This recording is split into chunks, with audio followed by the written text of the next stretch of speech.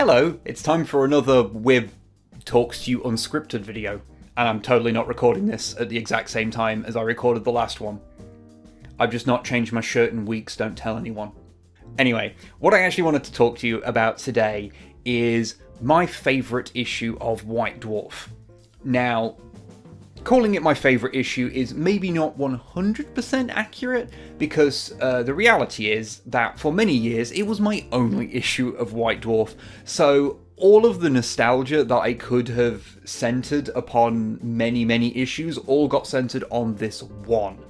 And because it had to be used so many times for episodes of Codex Compliant or other videos, even in ways that you probably wouldn't have noticed, just I scanned something from it, I've gained an even stronger connection to this one issue, and I thought it might be fun to go through that with you today. The issue in particular is issue 235 from July of 1999.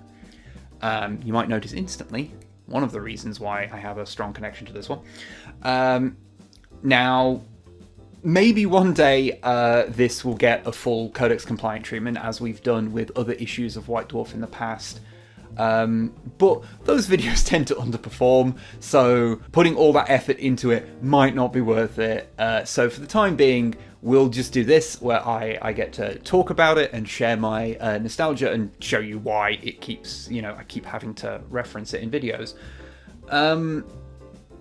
But yeah, so let's take a look at the issue, and hopefully we can all have a little bit of fun. But before we get into it, this video is sponsored by Crippled Giraffe Decals. They've sponsored us a few times now, so you should all be familiar with them as the place to get high quality wargame adjacent stickers, recently moved to crippledgiraffedecals.bigcartel.com. There's plenty of designs to choose from a host of independent artists, whether it be Alex's green skins, Alignment Inc.'s pixel art, Christina's adorable little guys, Dicey's grimdark helmets, Cassie's historical pinups, or even, should you feel especially saucy, my Oldhammer inspired nonsense. All of them are die cut and UV coated, so not only are they high quality prints, but they can stand up to the outside elements if necessary, making them more than suitable for things like popping on your water bottle or laptop. And all are available with affordable international shipping. Plus, until December 31st, if you use code WIBSNIPE25, you can get 15% off orders over $20. So what are you waiting for? Head on over to crippledgiraffedecals.bigcartel.com, support some actual human artists at a time when we all need it, and get yourself some lovely art that just so happens to be self-adhesive. So, White Dwarf issue 235. Now, first thing to mention, it came with a free gift. Codex Assassins, which many of you may recognise as the subject of the very first Codex Compliant episode. So, this issue has been important to this channel for a long time. Now, let's crack it open and we'll take a look at what is inside it. We'll skip past the contents because we don't really need to talk about that. Okay, so one thing I do want to mention up front is this is still from the era when, even though Games Workshop was not some scrappy little company, they were, they had shops all over the world. The White Dwarf still had a very, the affectation of it just being a load of blokes just putting something together for a laugh.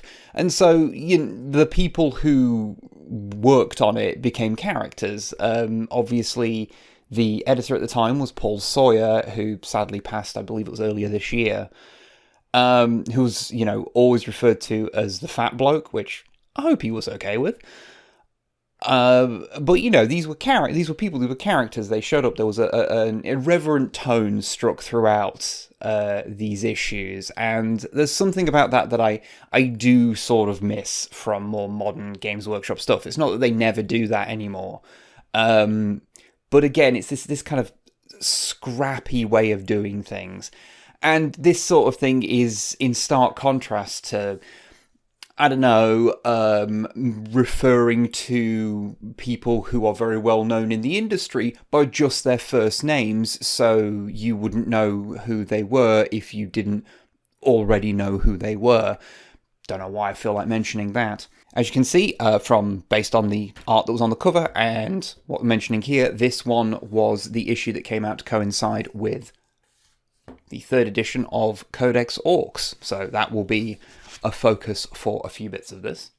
Won't go through absolutely everything that it mentions here because it'll take too long, but it is interesting. You can see the exact stuff that was released at this point. So you had like the Space Marine stuff for Battlefleet Gothic, a load of Vampire Count stuff for Warhammer Fantasy, Orks for 40k, obviously, and other stuff which will show up later.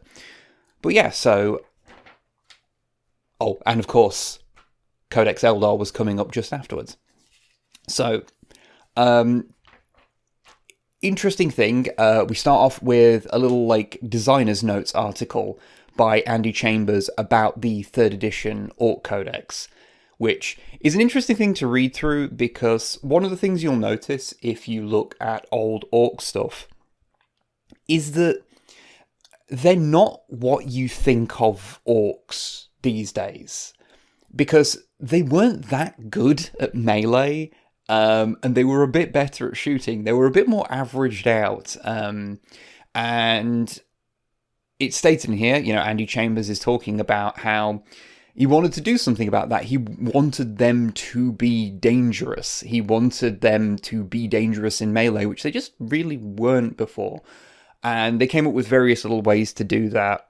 So, and to be fair, they started doing that process in the rules for them that were in the main 3rd edition rulebook, and this codex further elaborated upon them.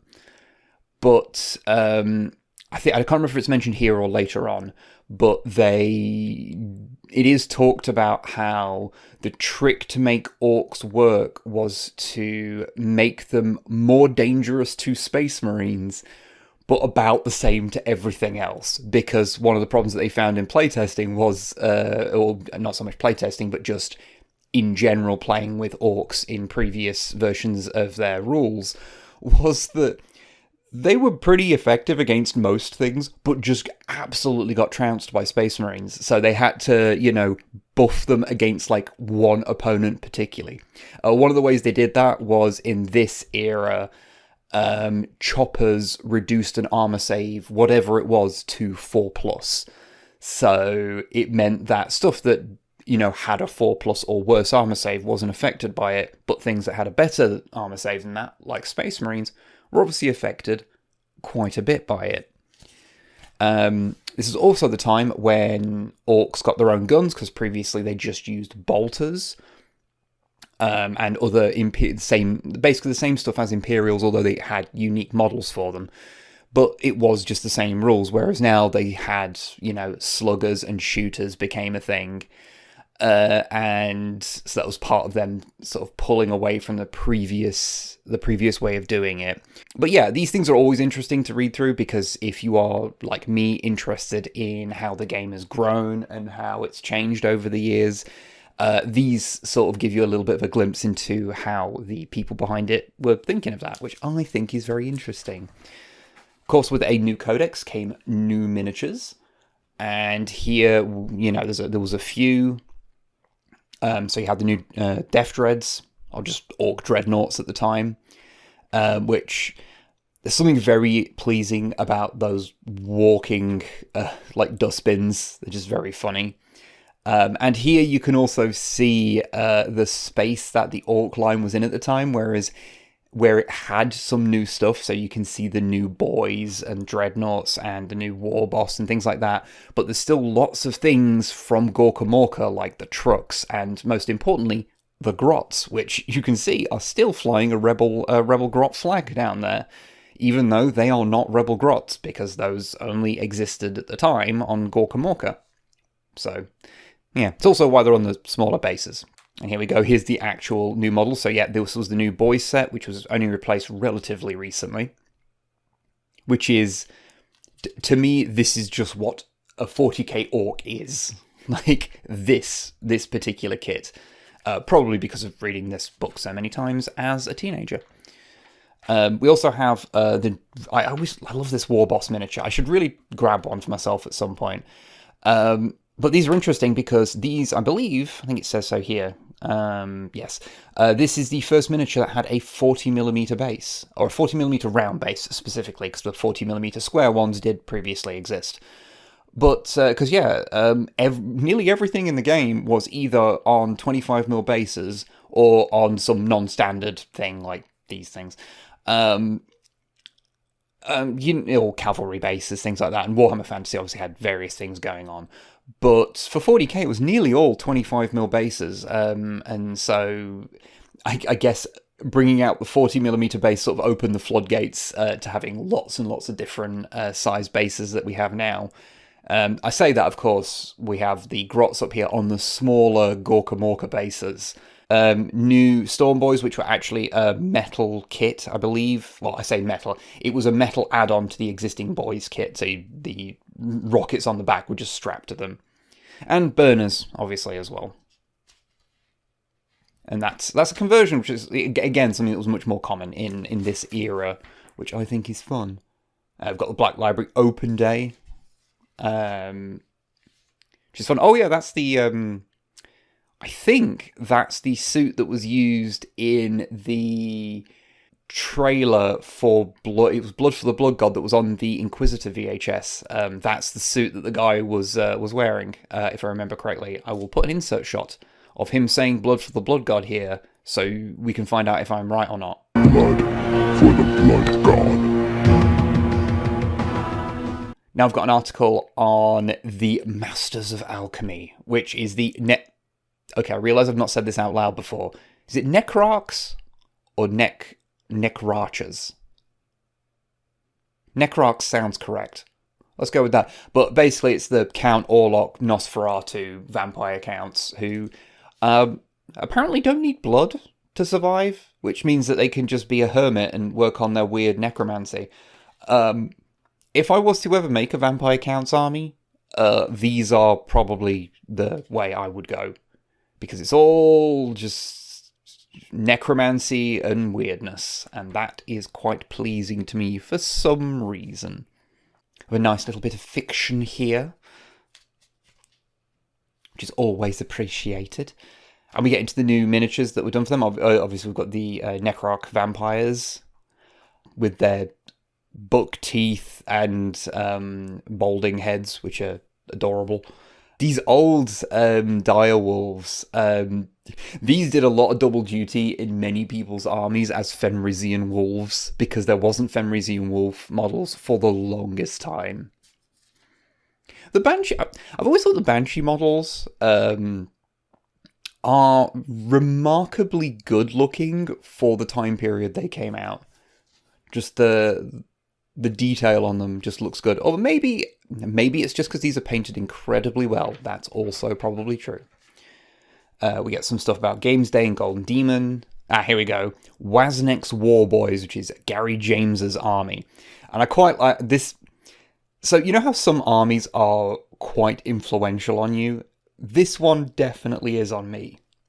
Because what it is an army that was made before the 3rd edition stuff hit, but after Gorka Morka. So it's got a lot of Gorka Morka stuff in here, little snippets of 2nd edition stuff, but there's a lot of conversion work in here, like the extended beds of the truck, and this commando knob who's been made from an Ogryn.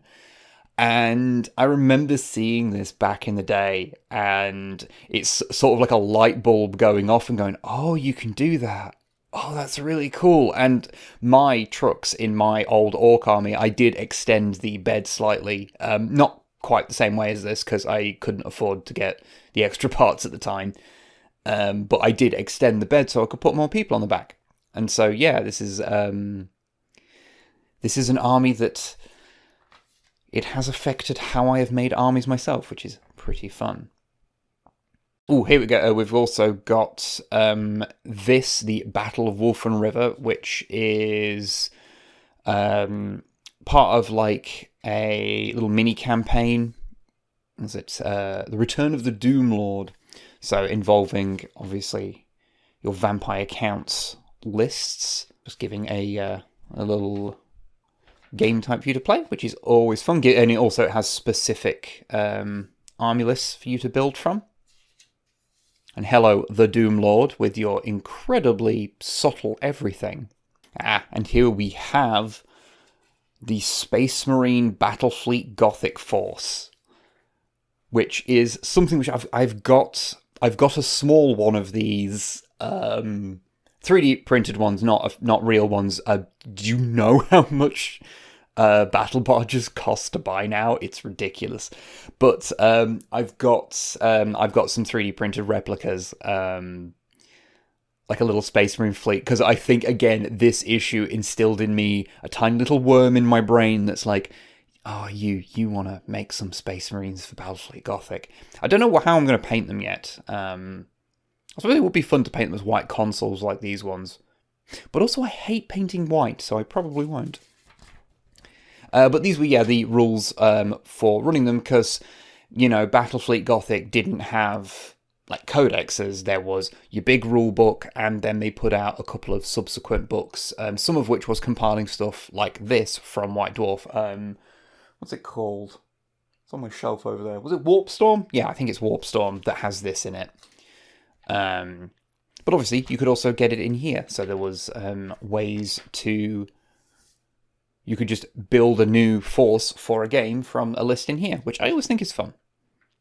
Although, of course, a bit of a pisser if you miss this issue. But again, it was reprinted in other sources, so it wasn't like this was the only way to get it. Another instance of a force that affected me a lot because it made me realize how much you could customize an army. This is... what's his name? Tony Carasso. That's the chap. This is his Blood Angels force. He's the... from the Plymouth store at the time, and I was always very amused by this thing, which is a Titan, but is very obviously an out-of-scale ATST from Star Wars. It's one of the tricks of converting is that there are some things that you have to do so much to make it so that you don't instantly see it as the thing it originally is. And I won't lie, I don't look at that and go Titan. I do look at it every time and go, that's just an ATST. But obviously, you do what you can. The armor cast stuff, like the only official full-size Warhounds at the time that were conceivable to own, were America exclusive things and a pain in the ass to get over here. But still, there's a lot of little conversion work over here. Some of it you can't really pick out particularly well from here. Although, what is interesting, this Lamb Raider, which from here looks pretty convincing like the ones we currently have. Actually, it looks very much like one of the Forge World variants that has the different sponsons. But this was actually built from, I think it was largely scratch built, and how close he managed to get to how the final ones would look is interesting. I don't know if he'd been shown what the final ones would look like, because that didn't come out too much longer after this. Who knows? But I do like his, let's see, because obviously you can see his stretch land speeder, which is funny because obviously the Scout land speeder that they made is very similar to that. Much later, I loved his little quads and his little buggy version of a land speeder. They're very, very, very fun. And I remember seeing some of these, like these older miniatures at the time that weren't available, or at least I think you could get some of them still on mail order, but they were, for me, I didn't know where how to get them, or you knew they existed. And so seeing some of these old miniatures, it was like, ooh, where did they come from? Good. Doom Rider. I believe this is the image of Doom Rider we used in the first 3rd edition Chaos Codex video we did, because this is a nice full colour version of him that I had to hand. But yeah, these are just the same rules that is in the Codex, but obviously his miniature came out, along with what were at the time the new Chaos Space Marine bikes, because the previous Chaos Space Marine bike miniatures were just the regular Space Marine one, but with some metal stuff you stuck to it. Which is actually also what the Doom Rider kit is. It's just one of these, but with some metal bits you strap to it. I still keep meaning to get myself a Doom Rider. I do love him. He is the silliest goddamn thing, and I love him so much. We've got some more Battlefleet Gothic expansion stuff here. We've got various different types of torpedoes. I regrettably have never actually learned to play Battlefleet Gothic, so I can't really offer much commentary on that. But it is interesting how, it being released sort of like how 40k was, where it was lots of bits and pieces and extra rules were drip fed through White Dwarf, and then it was compiled later. Speaking of early 40k, we've got Bloodied Fist, which is sort of a little bit of lore about the whole Rinnsworld incident, where it was invaded by orcs. The initial nearby world, which is called Bad Landing, was invaded, and I mention that because I'm very amused by the fact that its principal export was a kind of weevil, and that's the type of detail in Warhammer that amuses me greatly. But yeah, so this is all inspired by the early Crimson Fist stuff from the earliest days of 40k. Interestingly, you have a whole thing with Pedro Cantor having to hide out in a farm mentioned in here as Rinnsworld is getting overrun by orcs, which I assume is a nod to the very first 40k scenario, Battle at the Farm, which is in the original rulebook. And this obviously gives you some information on the types of armies that you would want to be using if you want to be playing games around this sort of historical place in time. Then we have the Zombie Regiment, and even though I do not collect Warhammer Fantasy, and though I've obviously painted miniatures from it, and I have done things over the years. Again, because of this my nostalgia for this one issue, I have always wanted to get these zombie miniatures, and I should get on that and just get some of them so I can build a little squad of them. I don't know what I'll use them for, because they're just so characterful and gross in a good way. And I do kind of want to make these, which are zombie space marines, made from the Berserker plastic kit, I believe. Yeah, that's the Berserker plastic kit, the old one. But yeah, I thought it was interesting seeing how those zombies could be used in lots of different scenarios, and it's always stuck with me. Likewise, if I did want to collect a bunch of vampire counts, then here is an article talking about how to do so. The interesting thing I note about this is that this guy, because each of the characters have specific names, so that's the vampire count, but the necromancer who accompanies him, because these guys often train a necromancer, is called Eric von Danken, which I assume is a reference to the ufologist Eric von Daniken, who's the guy behind Ancient Aliens, or more specifically the Ancient Astronaut theory that is what Ancient Aliens is talking about. He first wrote about it in his book Chariots of the Gods, which I have read because I am a foolish person, and it is all nonsense. It does not stand up to any scrutiny, yet apparently we must deal with decades and decades of things based on it, even though it has literally no basis in reality. But anyway, why they have named this guy after Eric von Daniken, I have no idea, but they apparently have. I don't understand why, but hey-ho. I won't lie, there is something very pleasing about seeing regiments of things together. I understand why people people are excited for the old world. I do kind of want to play games where I have regiments that I can put in movement trays. There's something about it. Here we have veteran Sergeant Narman, and his whole deal. One of the interesting things is because he is a holdover from 2nd edition, where characters didn't necessarily have to be alive to be playable. He is a character that is already canonically dead, but hey, if you want to use him, you can. Here we have the chapter approved list of Space Marine chapters, and we've referenced this in like at least 2 videos so far, maybe a third, because it has the list of every Marine chapter that was named at the time. Which, includes the Lamenters, who are misspelled, the Marines Errant, who then have the Marines Erranter next to them, which I believe is, we point out in the Lamenters, like History of Lamenters video is very the cooler Daniel. And the Rainbow Warriors, of course, there, which we did a video on recently.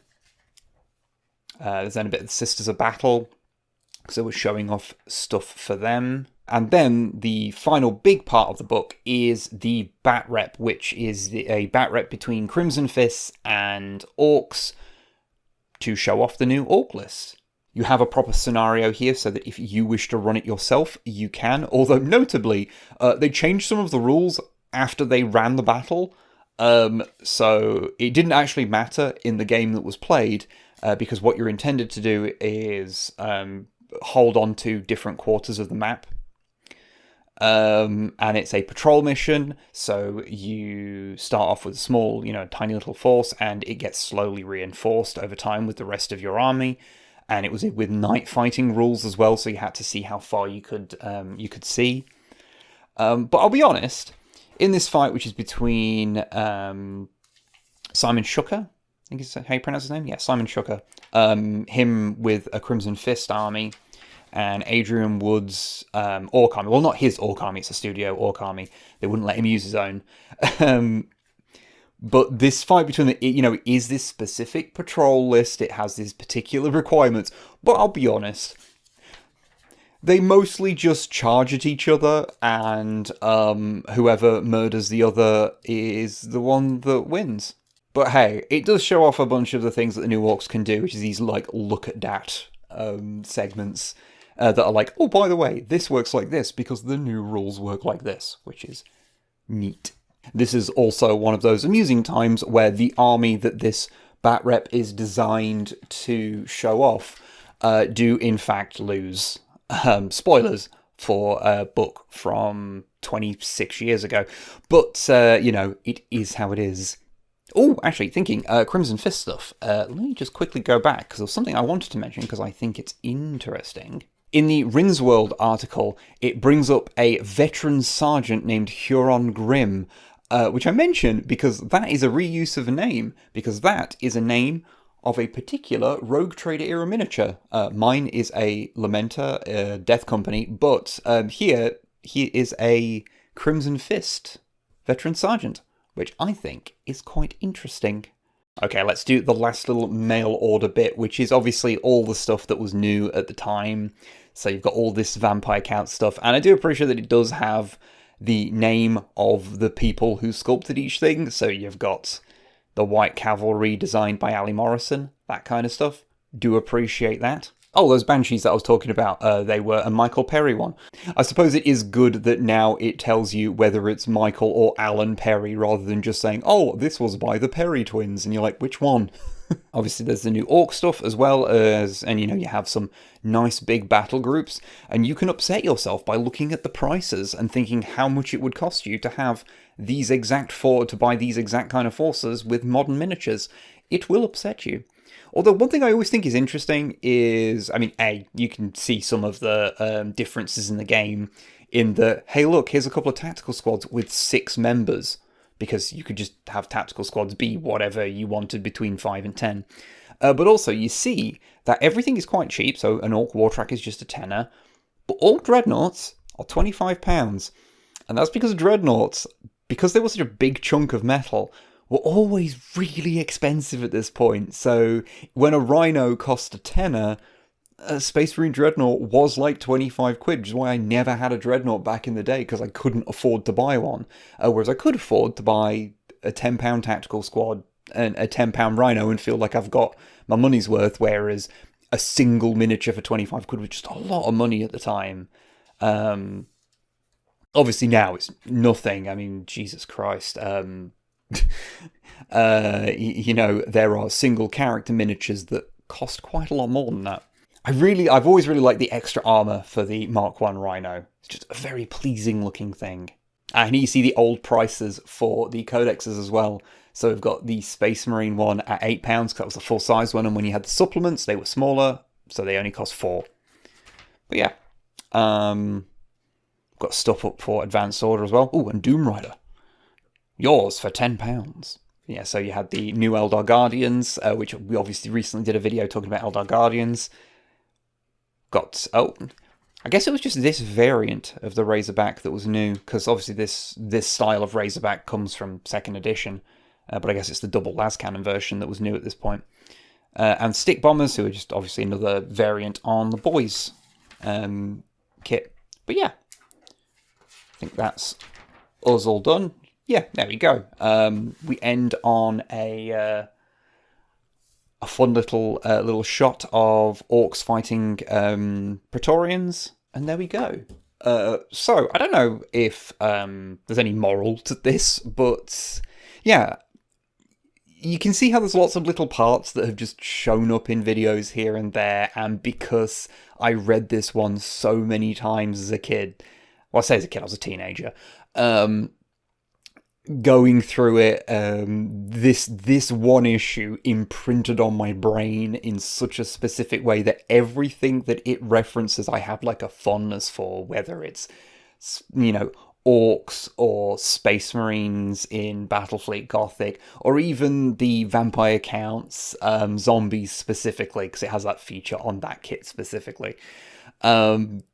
This has just always been something, this is just an oddly important issue to me. Hope you found this fun. Maybe one day we will come back and give this a proper, in-depth, codex compliant treatment, rather than just me rambling over it for however long I managed to edit this down to.